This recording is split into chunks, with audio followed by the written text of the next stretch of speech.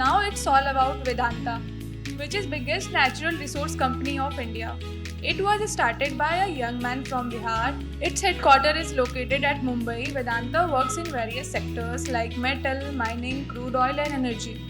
The company operates in different countries like South Africa, Australia, Namibia, Ireland and various others. The story of Vedanta is very inspiring and Vedanta plays a vital role in India's industrial development. It was started by a young man from Bihar. Now it has become a huge company worth lakhs of crores. Now Tushan will continue. Thank you, Ritu. In 1973, a 19-year-old boy arrived in Mumbai from Patna with 500 rupees and big dream. Initially, he started scrap metal business where he purchased old metal scrap from home, shop, small factory, extract metal from it and sell to other consumer. None other than Mr. Anil Agarwal sir. In 1976, he secured 50 lakh rupees from bank as a loan and acquire Samsay Sterling Corporation and jump into manufacturing world. In 1986, he founded Sterlite Industry, which manufacture metal cable like copper, aluminum and sold all over India. While doing this business, he realized that the fluctuating rate of raw material impact on profit. To counter that, he found copper smelter in 1993. In 2003, Vedanta listed on London Stock Market. It's become India's first company which listed on London Stock Market. In 2001, Vedanta acquired Balco and everyone was shocked how one private company acquired government entity. Next year, in 2002, Vedanta acquired Hindustan Zinc and Vedanta major of profit come from Hindustan Zinc. In 2011, Vedanta acquired Crane India, which refine oil and gases.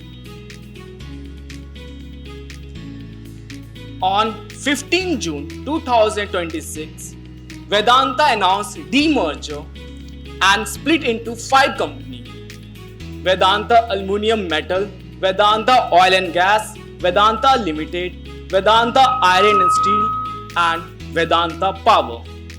Now, Ashna will continue.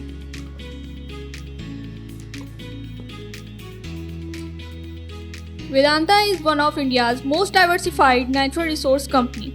Its highest revenue comes from zinc, lead and silver contributing 35%, followed by aluminium at 25%, oil and gas at 20%, iron ore and steel at 10%, while others contributing 10%. This diversification shows how Vedanta stays stable during market fluctuation. Now let's see how this diversification reflected in its financial performance. So, the company reported revenue around 1.43 lakh crore. This number shows Vedanta's highest operational efficiency and strong market performance. Despite its strong market performance, it comes with equally significant challenges. So the company faced 3 major challenges. First is debt burden with liabilities exceeding $12 billion. Second is ESG scrutiny due to environmental and regulatory concerns. Third is geopolitics as global market fluctuations affect the performance. So, Vedanta is double-edged sword, strong in scale but challenged by debt, sustainability issues and external uncertainties. Now, Ritu will continue. Thank you, Ashna. Now I will discuss the future roadmap of Vedanta.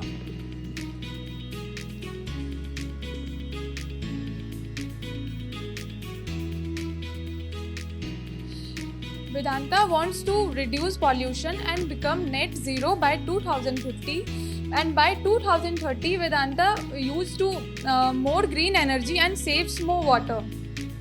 Through Nanghar project, Vedanta approx helps 70 million children and women. And this development of Vedanta and these future goals of Vedanta shows that it not only focuses on business but also focuses on environmental development and growth. Now I would like to conclude our presentation.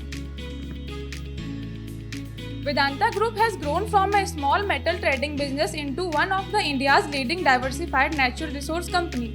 Through strategic acquisition, strong leadership and continuous expansion, the company has built a strong presence across multiple sectors. Despite challenges such as environmental concerns and debt, the company remains committed to focuses on sustainability and long-term growth and contribute their part in India's economy and development. That's all about Vedanta. Thank you. Thank you, Vedanta Group.